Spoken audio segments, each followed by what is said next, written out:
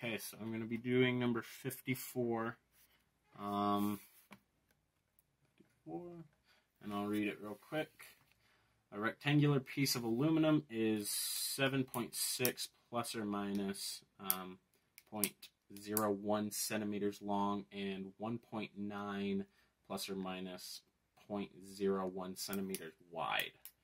And for A, it says find the area of the rectangle and the uncertainty in the area. And so, basically, if I draw out the problem, there's just a little bit of uncertainty. That is plus or minus 0.01 centimeters. And that's just on both sides. So this is also plus or minus 0.01 centimeters. And so, and then the total is 7.60 by 1.9.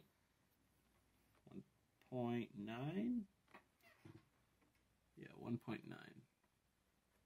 centimeters. And so, if you calculate the area and the uncertainty in the area,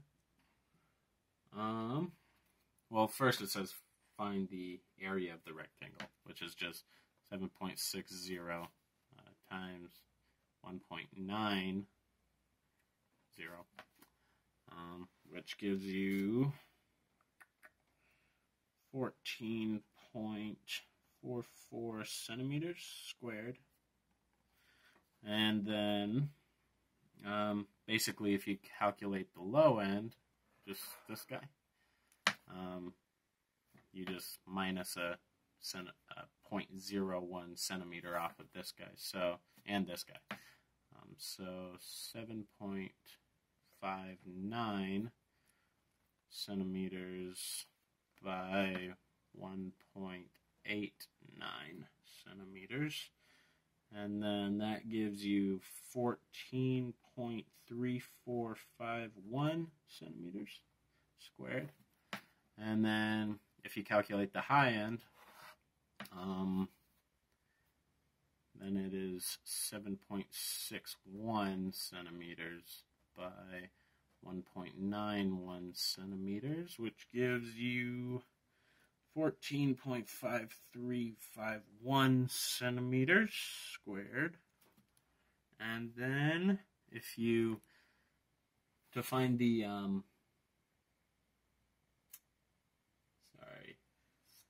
find the uncertainty in the area, you can just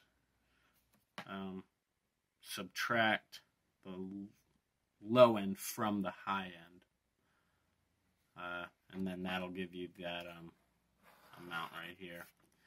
And so you just go 14.5351 centimeters squared minus 14.3451 centimeters squared.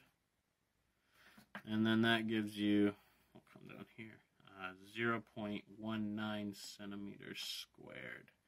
And that's your uncertainty in that area. And then for B of that same problem, it says verify that the fractional uncertainty in the area is equal to the sum of the fractional uncertainties in the length and in the width.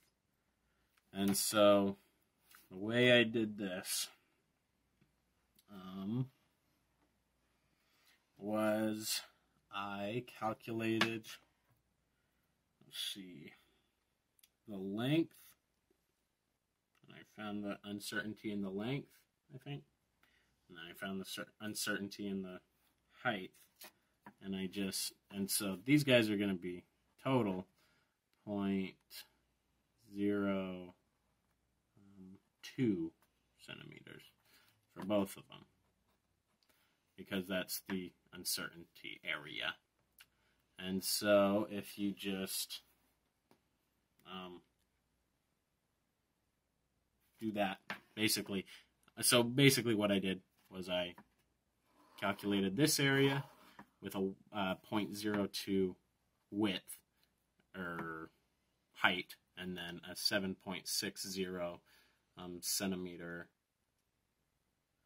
width, and then I then I add it to this part,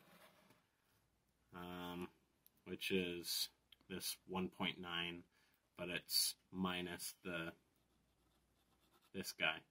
Well, it's the low end of this guy, if that makes sense, which would be 1.89. And so maybe if I write it out, it'll make more sense. So 7.61 times 0.02, and that gives you this area. And then if you just add that to 0.02 times 1.89, it gives you, and calculate that, it gives you 0.19 centimeters squared, which is the same as that guy, and so that means that I calculated it correctly, probably, unless I'm thinking about the problem wrong in both instances, but I think that's what it wants. So there you go.